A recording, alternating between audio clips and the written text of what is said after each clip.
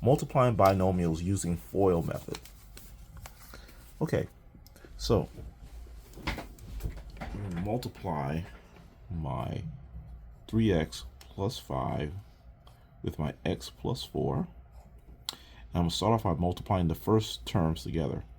The 3x times the x. Okay, 3x multiplied with an x gives us a combination of 3 times x, x times x, which is represented by x squared. So that'll be 3x squared.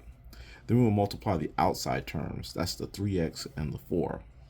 When I multiply the 3x, should I say the 3x times the 4, I can rearrange this to become 3 times 4 times x.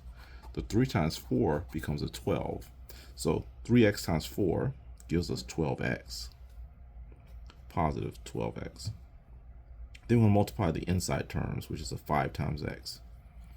5 times x is simply 5x, a positive 5x, should I say.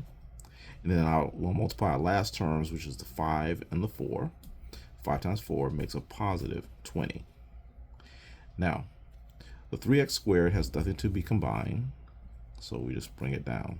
But we can combine the 12x and the 5x, since these are like terms, and same signs add, so we'll get positive 17x. And then the 20, there's no terms to combine with that, so it comes down. Next, we want to multiply our 5x plus 3 times our x minus 2. Multiplying our first terms, we get a 5x times x. Well, 5x times x is 5x to the second power. We multiply our outside terms, which is the 5x and the negative 2. Well, 5x times negative 2 is negative 10x. Next, we multiply our inside terms. It's the 3 times the x. That'll give us positive 3x. And lastly, we'll multiply our outside term, our last term, should I say, which is the positive 3 times the negative 2. So 3 times negative 2 gives us negative 6. From here, we're going to combine like terms. The 5x squared, there's no other like terms, so it just comes down as 5x squared.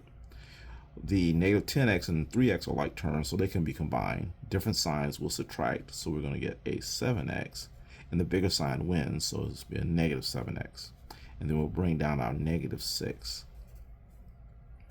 Next, we're going to take the 3x minus 5 and multiply it with x plus 4. So we'll multiply our first terms, which is the 3x times the x. That gives us 3x to the second power. Then our outside terms, which is the 3x times the positive 4. That'll give us positive 12x. Multiplying the inside terms is negative 5 times x. That'll give us negative 5x. And then multiplying our last terms will be negative 5 times the positive 4.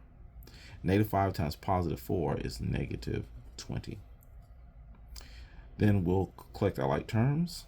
We have our 3x squared, but these are like terms and different signs subtract, so we're going to get a 7, positive 7x, because bigger sign wins. So positive 7x. Then the negative 20. Here, we're multiplying the 5x minus 3 times the x minus 2. So when I multiply the 5x times x, we're going to get 5x squared. Multiply my outside terms, 5x times the negative 2, we're going to get negative 10x. When I multiply my inside terms, the negative 3 times x, I'm going to get a negative 3x. And then when I multiply my last terms, that's the negative 3 times the negative 2.